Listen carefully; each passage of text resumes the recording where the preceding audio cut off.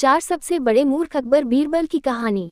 यदि आप मेरी चैनल में नए हो तो मेरी चैनल को सब्सक्राइब करें, शेयर करें और लाइक करें।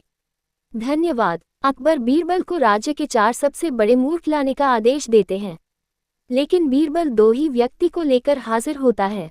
अकबर के बिफरने पर वह उन्हें क्या जवाब देता है, यही इस कहानी में रोचक ढंग से बताया गया है।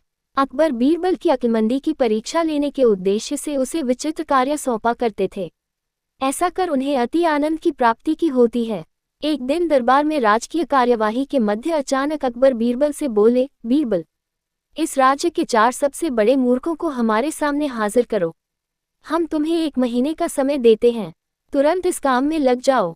अकबर का आदेश सुन बीरबल आश्चर्यचकित हुआ, किंतु वह था तो अकबर का मुलाजिम ही, उनका हर हुक्म बजाना उसका फर्ज था।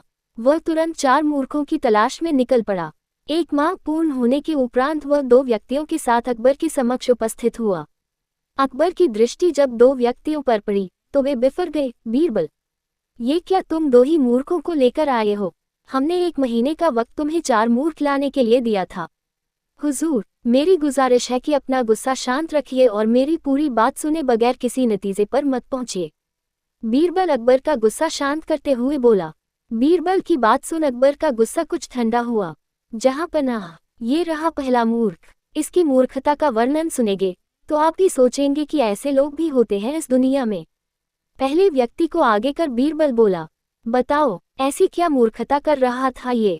अकबर ने पूछा। हुजूर, मैंने इस व्यक्ति को बैलगाड़ी पर बैठकर कहीं जाते हुए देखा। बैलगाड़ी चालक के अतिरिक्त बैलगाड़ी पर बैठा ये अकेला व्यक्ति ही था।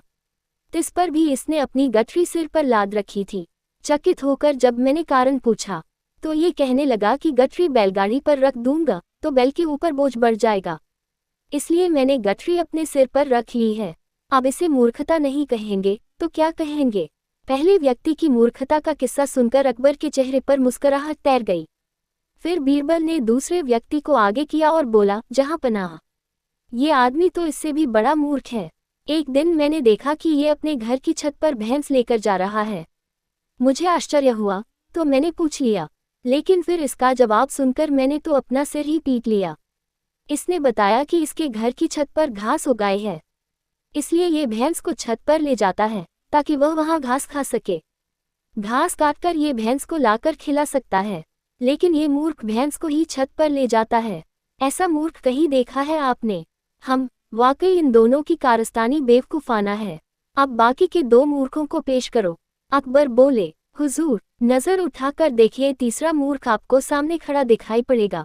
बीरबल बोला, कहाँ बीरबल, हमें तो यहाँ कोई तीसरा व्यक्ति दिखाई नहीं पड़ रहा। अकबर इधर उधर देखते हुए बोले, तीसरा मूर्ख मैं हूँ हुजूर। बीरबल सिर झुकाकर बोला, अब देखिए, मुझे पर कितने महत्वपूर्ण कार्यों की जिम्मेदारी है, लेकिन सब कुछ एक तरफ हटाकर मैं 1 महीने से मूर्खों को खोज रहा हूँ।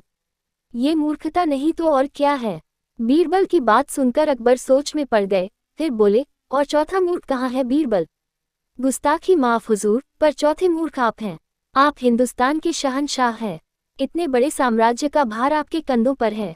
प्रजा के हित के जाने कितने कार्य आपको करवाने हैं, लेकिन उन सबको दरकिनार कर आप 1 महीने से मुझसे 4 मूर्खों की तलाश करवा रहे हैं।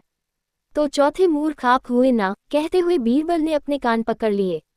बीरबल का जवाब सुनकर अकबर को अपनी गलती का एहसास हो गया कि बेफिजूल में उन्होंने अपना और बीरबल का काफी वक्त बर्बाद कर लिया है। पूरी कहानी सुनने के लिए धन्यवाद।